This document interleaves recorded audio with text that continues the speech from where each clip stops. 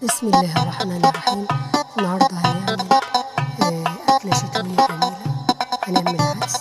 هنجيب العدس ونغسله غسلة كويسة، نحط عليه جزر وبصل وطماطم، ونسيبهم لما يغلوا ويتسلقوا كويس والمية بتاعتهم تنشف، وبعدين نستنى على نقلبه كويسة، نسيبه يبرد شوية، وبعدين نحمصه في الخلاط.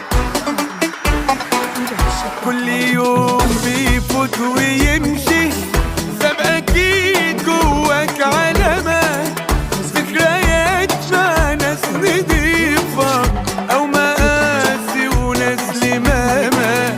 اللي حبك رغم حملك شال معاك الحمل ياما، واللي مهما بيبتسم لك في سفر في الابتسامة.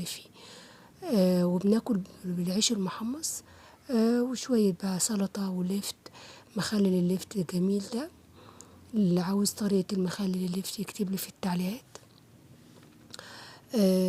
وبنقدمه هو سخن، وبيبقى أكلة جميلة للأنيميا وخفيف.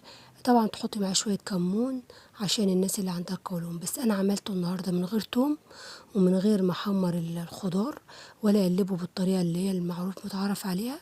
أنا عملته بأبسط طريقة عشان لمرضى القولون ما يتعبوش منه، وهي دي أسهل طريقة ليه، من غير توم من غير أي حاجة.